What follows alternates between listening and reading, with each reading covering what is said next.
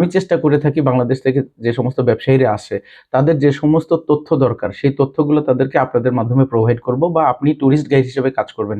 কাজ করার পর একটা অনারিয়াম তারা দিবে, সেটা আমরা আমাদের অফিস থেকে ঠিক করব। সেটার একটা অংশ আপনি পাবেন, যেটা দিয়ে আপনার হয়তোবা থাকা খাওয়ার খরচ প্রথম দিকে উঠবে।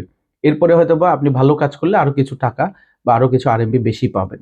আর পাশাপাশি আপনার ব্যবসা তো থাকলোই। এই কাজটা তো প্রতিদিন হয় না। একদিন পর, পর হলো বা প্রতিদিন হলো বা মাঝে, মাঝে থাকলো না। যখন কাজ থাকলো না আপনি আপনার ব্যবসা করবেন এবং তাদেরকে যে জায়গায় নিয়ে যাবেন সেই জায়গাতেও আপনার ব্যবসায়িক কাজ হবে। এইজন্য আপনি যেটা করতে পারবেন যে এক ঢিলে দুই পাখি হবে। আপনি আপনার ব্যবসার কাজে যাচ্ছেন অথবা একজন টুরিস্ট তার ব্যবসার কাজে সেখানে গেছে, সেখানে আপনারও কিছু কাজ হইতে পারে। আপনার ব্যবসা শেখার জন্য এটা সহায়ক হতে পারে।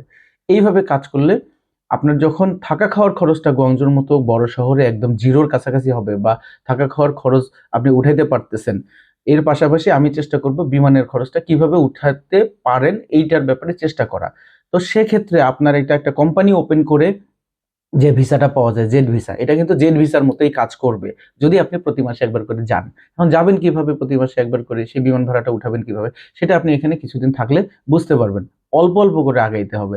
প্রথমে আপনি আপনার বেসিক খরচটা উঠানোর চেষ্টা করেন, এরপরে বিমান ভাড়া, তারপর আপনি লাভ করবেন। এই প্রসেসে যারা কাজ করতে পারবেন বা কাজ করতে চান তারাই শুধু আমাদের সাথে যোগাযোগ করেন।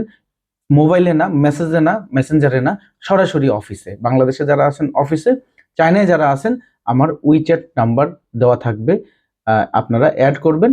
আমাদের অফিসের ঠিকানায় আপনি ফোন দিলে বা মেসেজ দিলে ওরা আমার উইচ্যাট নাম্বার দিবে চাইনিজ স্টুডেন্টদের জন্য, যা চায়নায় অলরেডি যারা আছেন। যারা চায়নায় অলরেডি নাই তাদের আমার উইচ্যাটে অ্যাড করার দরকার নেই। ধন্যবাদ, সুস্থ থাকবেন।